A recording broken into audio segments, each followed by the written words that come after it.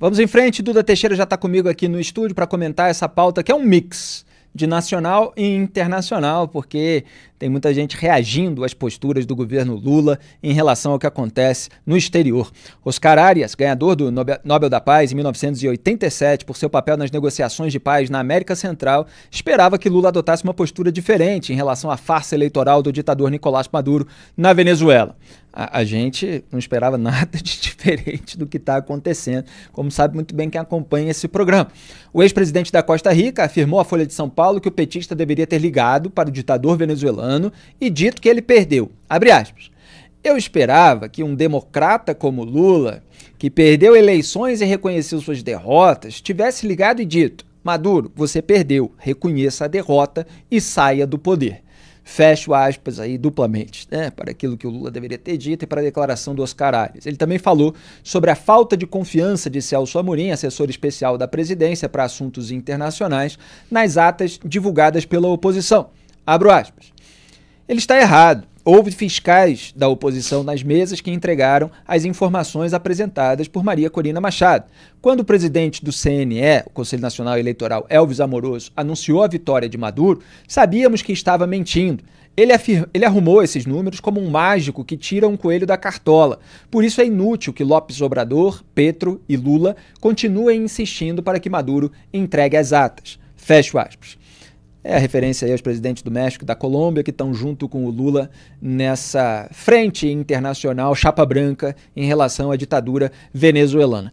Duda Teixeira, eu só quero comentar rapidamente as falas do vencedor no Nobel, dizendo o seguinte: só é democrata quem age como tal.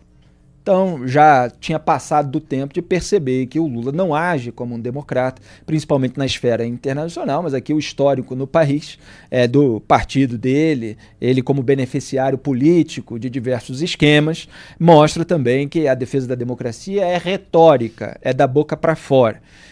Então, a gente não esperava nada diferente dele nesse caso, que envolve uma ditadura amiga com a qual o lulismo sempre teve grandes negócios envolvendo empreiteiras, e agora ainda os irmãos Batista, que estão lá com aquele esquema de energia da Venezuela, sobre o qual a gente já falou muitas vezes. E em relação ao Celso Amorim estar errado, também já passou da idade de estar errado, já passou da hora, está errado. Essa é a postura dele. Essa é a postura histórica, permanente. Então não pode ser visto como um erro. É um cinismo mesmo. É um ato deliberado de cumplicidade com o ditador Nicolás Maduro. Duda Teixeira. Bom, Felipe, eu acho que realmente essa imagem do Lula como um democrata já vem sendo corrida há algum tempo. Agora eu acho que nessa fraude eleitoral do Maduro, isso realmente ficou claríssimo.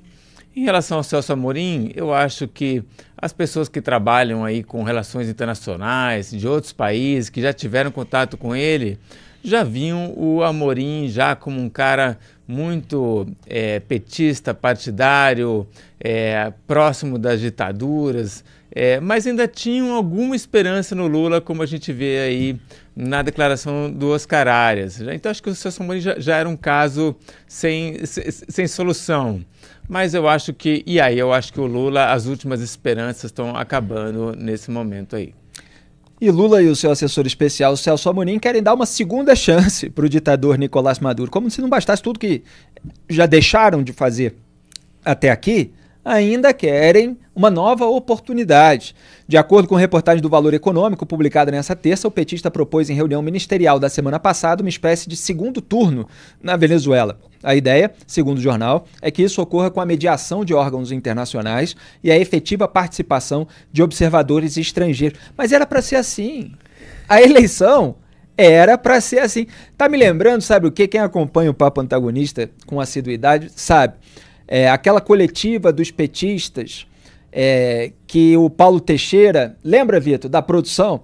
O Paulo Teixeira estava dizendo que a licitação ou leilão tinha sido encontrado nele uma série de estranhezas, para a gente dizer o mínimo. Agora que seria feito de novo, seria feito com todo o cuidado, seria feito com acompanhamento, com a supervisão da Controladoria Geral da República, etc. Quer dizer, eles tentam uma vez, na base do se colar, colou, não cola, e falam, não, vamos de novo agora, vamos ter observadores, etc. Não, já era para ter sido assim, não foi. Então foi uma fraude. Então agora o que se quer é dar uma nova oportunidade para uma fraude melhor. É isso? Uma fraude que se possa disfarçar de uma maneira aprimorada. O Amorim confirmou a história ao jornal. A história que eu tinha lido aqui, não estou falando do meu comentário, obviamente. Abro aspas. É como se fosse um segundo turno das eleições. Essa ideia não é nova. Existe desde o início do problema. Fecho aspas. Duda Teixeira, não é um segundo turno. Não é um segundo turno. Segundo turno é aquele que você tem uma previsão legal de que os dois primeiros colocados vão fazer uma disputa separada, né, nas semanas seguintes.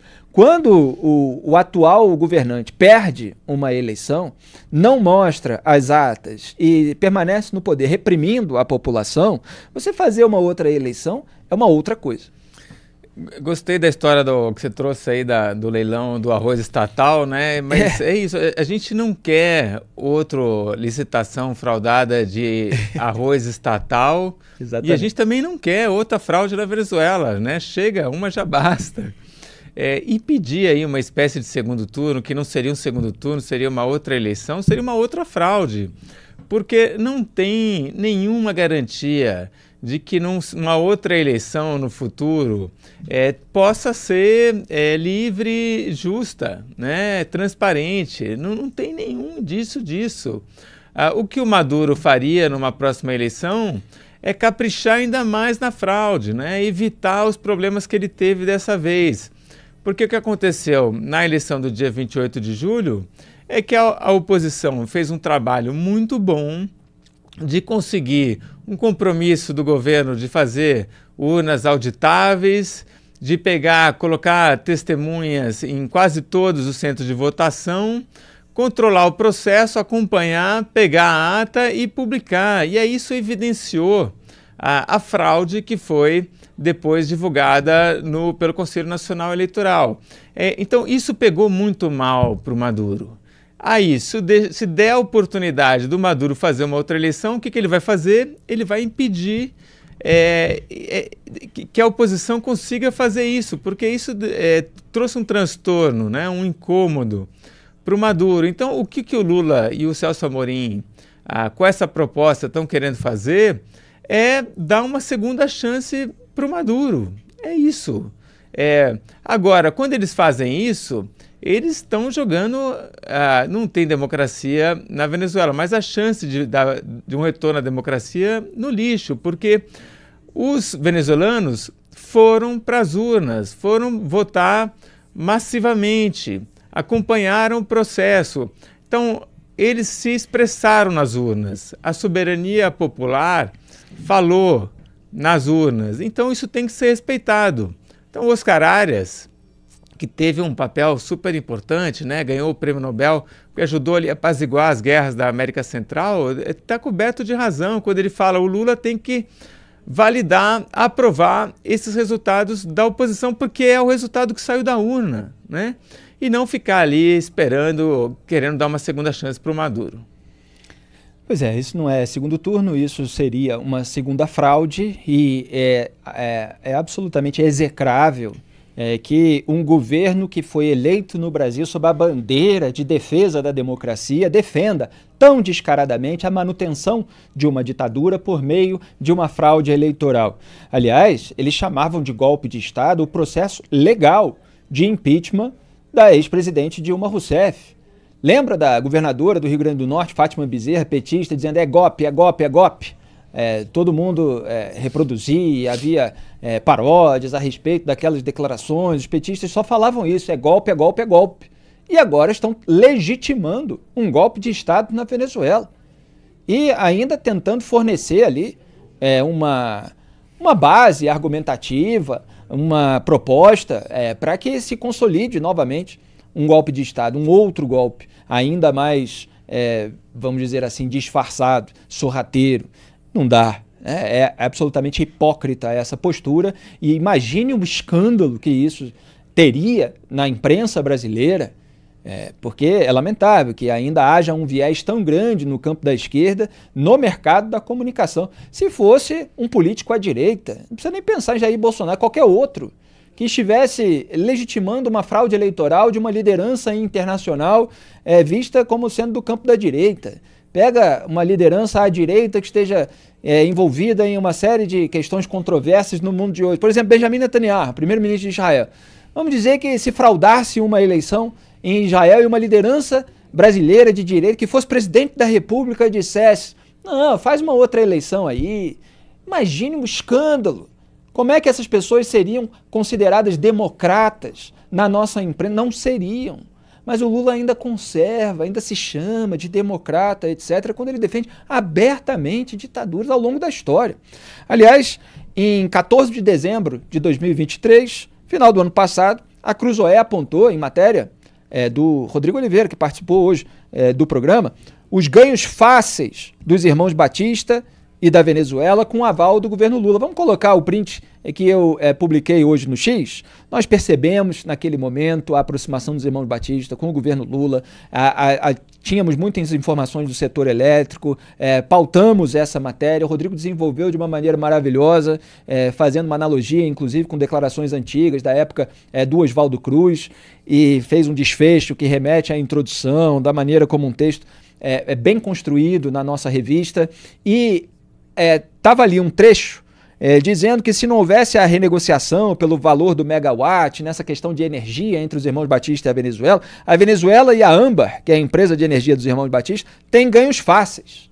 E aí você vê ali depois os valores, etc., mostrando como a empresa dos irmãos Batista foi a única que se apresentou para o processo de autorização daquela importação. E eu estava comentando que 7 meses e meio depois, o Maduro fraudou a eleição e o Lula nada viu de grave.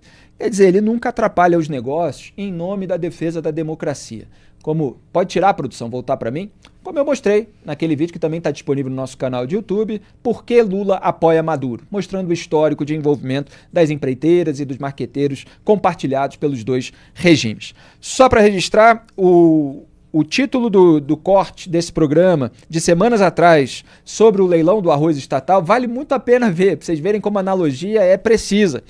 PT enrola sobre o escândalo de leilão. Vejam lá a postura do Paulo Teixeira sobre o leilão e vejam a declaração do Celso Amorim a respeito da eleição na Venezuela e vocês vão ver que o método petista permanece igual.